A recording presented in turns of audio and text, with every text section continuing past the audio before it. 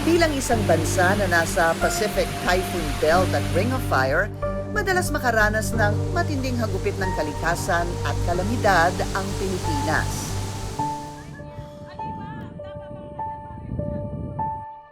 Hindi tuloy maiwasang mangamba ni Lani, isang residente ng Barangay Bodega, Florida Blanca, Pampanga, tuwing sasapit ang panahon ng tag-ulan.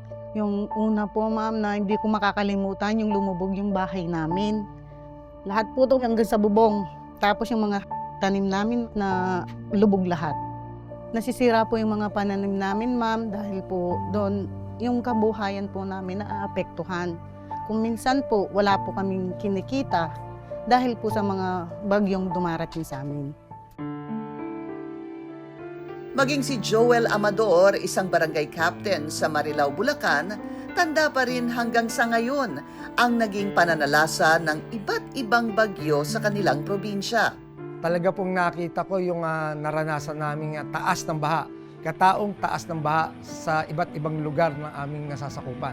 Budget lang po ng aming barangay para sa kalamidad ay 200,000. Ang populasyon po namin ay 2,133 families. Halos 100 piso lang kada bahay. Sa isang taon po, it takes 3 to 4 calamity po ang dumadaan sa amin. Kaya po, apektado po dahil sa amin po, pag buwinaha po kami, it takes 2 to 3 days bago po magsasabsay ng tubig. Sa panahon ng pinakamatinding mga pagsubok ay mas lalong umiigting ang puso at diwa ng bayanihan.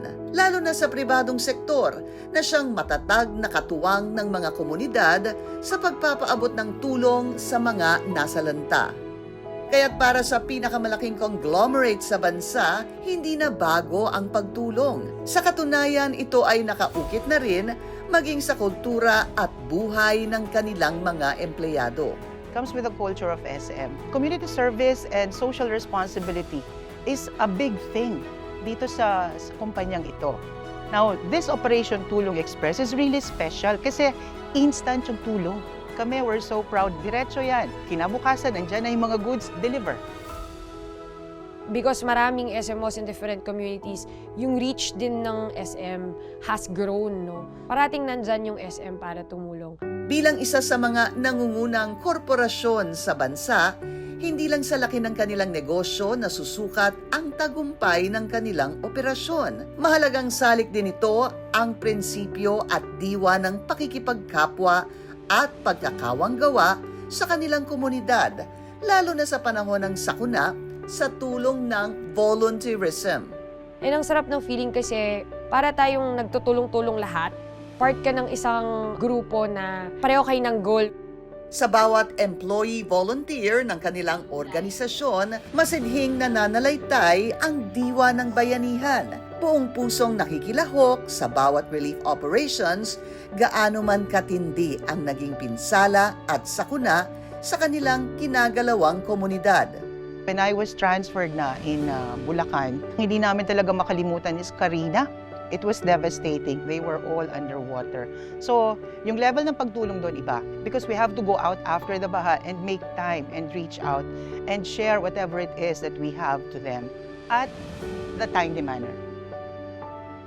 Noong 2019, nagkaroon ng malaking earthquake din. Nag-work na ako sa SM noon. At yung malaking earthquake na maraming nasirang negosyo. And we were at the forefront during that time na tumutulong.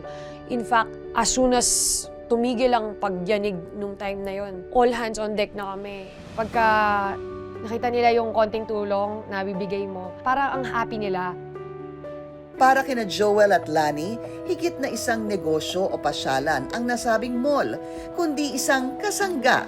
Nagdadala ng panibagong pag-asa, lalo na sa mga panahong kailangan ng bawat isa ang matibay na masasandalan.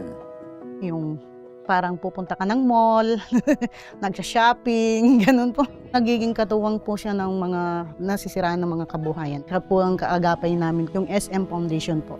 Masaya po kami na sila, kahit nasa malayo po sila, nakakarating sila dito. Nagbibigay po ng tulong sa amin. Nagpapasalamat po ako sa SM Foundation dahil sa mga tulong na ibinibigay nila po sa amin at sila po yung nagpapalakas na maging matatag po kami. Mula po ng 2015, taon-taon na po sila nagkakaloob ng mga food pack sa aming barangay. Napakalaking bagay po ang SM Foundation sa amin. Alam niyo po, napakalaking tulong ng isang pribadong kumpanya pagdating ng mga ganitong trahedya. Mayroon ka bang kakapitan sa iyong pangangailangan? Nagaya po ng sinabi ko, ang aming pong barangay, napakaliit ng pondo. Kung ito po ay madadagdagan at ito po ay napagsama-sama, napakalaking tulong na po sa aking mga barangay o nasasakupan. At basta't nangangailangan ang kanilang komunidad, may sakunaman o wala, palaging nakahanda ang organisasyon, katuwang ang kanilang employee volunteers, handang maghatid ng inspirasyon at pag-asa. It gives you the opportunity to give back to the community. Hindi lang kasi kami mall for kasiyahan. The mall is there to support you on your happy times, but is there more to support you during calamity. Yung battle cry namin sa SM that we are here to support communities. It is so good to be a part of a team that does that. You are given an opportunity to go out and help the community that you serve.